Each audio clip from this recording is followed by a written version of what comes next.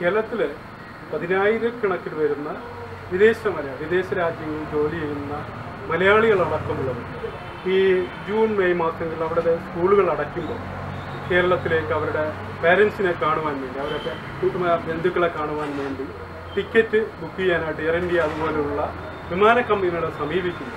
ഈ അവസരം ഉപയോഗിച്ച് അവർ കൂട്ടമായിട്ട് അവരുടെ നാട്ടിലേക്ക് വരുന്നു എന്ന ഒറ്റ കാരണം ഉപയോഗിച്ചുകൊണ്ട് അമിതം, ഇപ്പം 10, 20%, ചില സമയത്ത് 100% തന്നെ സാധാരണ ഈടാക്കുന്ന അതിലധികം ഈ വിമാന കമ്പനികൾ ചാർജ് വിദേശ മലയാളികളെ ചൂഷണം ചെയ്യണം. അതിനെതിരെ കേന്ദ്ര ഗവൺമെൻറ്റിനും അതുപോലെ തന്നെ കേന്ദ്ര പ്രവാസി മന്ത്രിക്കും വിദേശകാര്യ മന്ത്രിക്കും ഒക്കെ നിരന്തരം പല സംഘടനകളും, ഞങ്ങളുടെ കേരള പ്രവാസി വെൽഫെയർ ഓർഗനൈസേഷനും സംസ്ഥാന പ്രസിഡന്റും അതുപോലെയുള്ള നമ്മുടെ ഭാരവാഹികൾക്കടക്കം മുഖ്യമന്ത്രിക്കടക്കമൊക്കെ നിവേദനം കൊടുത്തിട്ടുണ്ട്. പക്ഷെ അതൊക്കെ പരിഗണിക്കാം എന്ന് പറയുന്നതല്ലാതെ ഈ പ്രവാസികളെ ഇങ്ങനെ വിമാന കമ്പനികൾ ചൂഷണം ചെയ്യുന്ന ഈ നടപടി, നമ്മളെ എയർ ഇന്ത്യ ഉണ്ട്, അതുപോലെ തന്നെ വിദേശ കമ്പനികൾ, നമ്മളെ ഇന്ത്യൻ എയർലൈൻസ് അടക്കമുള്ള മറ്റു രാജ്യങ്ങളിൽ നിന്ന് ഓപ്പറേറ്റ് ചെയ്യുന്ന കമ്പനികളെല്ലാം ഇതിൽ ഒരു പ്രത്യേക കമ്പനി, നമ്മൾ ഇന്ത്യൻ എയർലൈൻസ് അടക്കമുള്ളവർ ഈ സമീപനമാണ് സ്വീകരിക്കുന്നത്.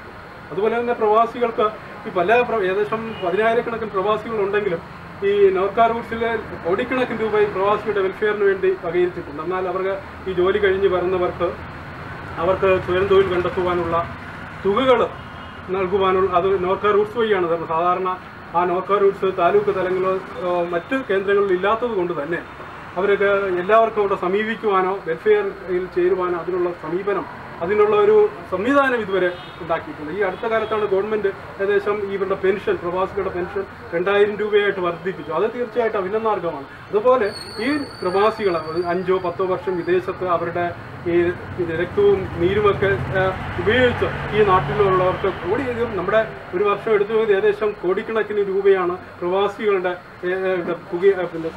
അവിടെ പ്രയത്നമായിട്ട് കേരളത്തിലേക്ക് വരുന്നത്. അതുവഴി ബാങ്കുകൾ, നമ്മുടെ പല വ്യവസായങ്ങൾ തന്നെ വളരുവാനും അത് പുഷ്ടിക്കുവാനുള്ള കാരണം പ്രവാസികളുടെ സമ്പത്താണ്, അവരയക്കുന്ന തുകയാണ്. അതിനൊരു